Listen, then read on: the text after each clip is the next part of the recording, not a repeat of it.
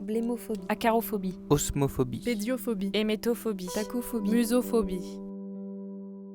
Je m'appelle Wassila et je suis élurophobe. C'est la peur des chats. Un chat ne peut pas m'approcher, il ne peut pas me toucher. J'ai peur, je peux même me mettre à pleurer, j'ai des plaques qui apparaissent sur la peau. J'ai ce problème depuis que je suis petite. En fait, j'ai vu une maman chat accoucher de son chaton et j'ai pris son chaton et en fait, elle l'a tué devant mes yeux.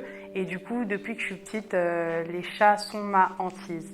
C'est pour ça que j'ai décidé, avec toute mon équipe, de m'intéresser à ces problèmes que beaucoup de Français connaissent, les phobies. La plupart des médecins et des psychologues classent les phobies en deux catégories. Les phobies spécifiques, elles concernent un objet, un élément bien précis ou une situation particulière. C'est le cas de la peur des chiens, de l'orage, des voyages en avion et même pour certains, des bras nus. Les phobies complexes, elles sont plus invalidantes au quotidien. Ces peurs complexes aliènent significativement la liberté du patient. Correspondant à la peur du regard et du jugement d'autrui, elles entraînent souvent un évitement social et limitent les activités du malade. La peur, c'est quelque chose que tous les êtres humains ont. La phobie, en fait, c'est une peur qui est irrationnelle. C'est-à-dire que la personne qui souffre de la phobie sait que c'est irrationnel, sait qu'il n'y a pas de raison réelle d'être en danger, mais se sent réellement en danger. Mais les gens qui souffrent de phobie savent, si vous leur dites « mais c'est irrationnel », ils vont dire « je le sais, mais je ne peux pas m'en empêcher ». J'ai la phobie des feux d'artifice. Moi, j'ai peur d'aller me baigner là où j'ai pas pied. J'ai une peur phobique des araignées. J'ai la phobie des cambrioleurs dans le noir. Alors, à vrai dire, j'ai peur du vide. J'ai une phobie, c'est la peur des marionnettes en bois. J'ai peur de rester toute seule chez moi, que ça soit la nuit ou le jour. Moi, j'ai peur des clowns.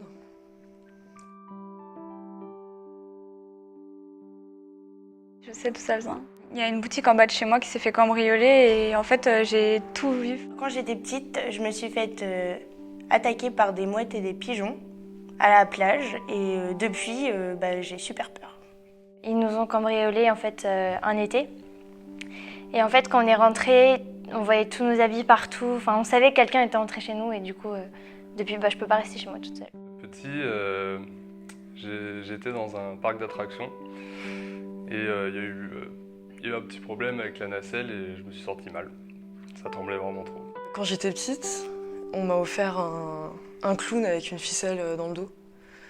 Et quand tu tirais sur la ficelle, il chantait, il faisait du bruit, etc. Et j'ai eu super peur. Quand j'étais petite, je prenais des cours de natation et le maître nageur m'a fait plonger dans le grand bain, sans brassard ni bouée. Et en fait, je suis tombée au fond de la piscine, j'ai commencé à me noyer. Je pense que c'est le fait de voir quelque chose qui devrait rester inanimé et qui s'anime tout d'un coup, ça a dû me rester dans l'esprit, je pense, et que du coup maintenant quand je vois des marionnettes, j'ai l'impression qu'elles peuvent être vivantes. Un jeune homme s'est approché et s'est amusé à balancer un pétard dans mes jambes. Donc résultat, moi, mal et peur. Ça se manifeste que dès que j'en vois un, soit je change de trottoir, je regarde aussi autour de moi, voir si personne me regarde, parce que j'ai tellement honte de ma phobie que j'ai l'impression qu'on va se moquer de moi. Quand la nuit tombe, en fait, souvent, avant de m'endormir, je laisse un peu la lumière allumée. Chaque bruit dans le noir, ça me fait peur si je vois pas ce que c'est qui fait du bruit. J'ai des crises de panique, crises de tétanie aussi. Donc je pleure, j'ai tendance à plus trop sentir mes membres. Je peux pas arrêter d'écouter la maison, je peux pas arrêter de me faire des films, de me dire c'est bon, il y a quelqu'un, faut que j'arrive. Enfin, j'arrive pas en fait.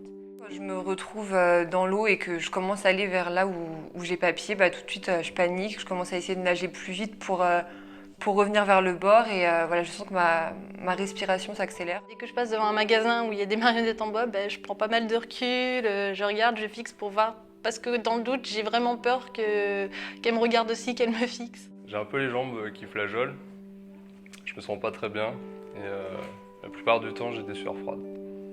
C'est oppressant, on sursaute, après c'est vrai que le son il est fort. Déjà de base ça prend tout de suite au cœur, c'est l'horreur. Pour les vacances d'été, je vais souvent à la mer, donc quand moi je suis sur la plage ou sur le bord et que je vois mes amis qui vont nager un peu plus loin, c'est vrai que c'est pas facile à vivre. Je trouve trouver un remède, il n'y en a pas tellement en fait pour ce genre de phobie-là, je pense.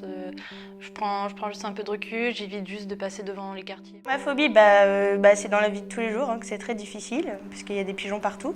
J'essaye de vouloir surmonter, mais il y a toujours un enfant qui veut faire peur aux pigeons pour les faire envoler. On va dire que je me sens jamais trop à l'aise dès que je prends un peu de hauteur. J'évite de trop m'approcher des barrières. J'espère que ça se guérira tout seul. Je ne sais pas vraiment s'il y a de solution à ce problème-là. Si un jour j'habite toute seule ou... Parce que je pense que oui, ça m'handicaperait, à force. Mais je pense que je m'y habituerai, enfin... Je suis bien obligée après tout.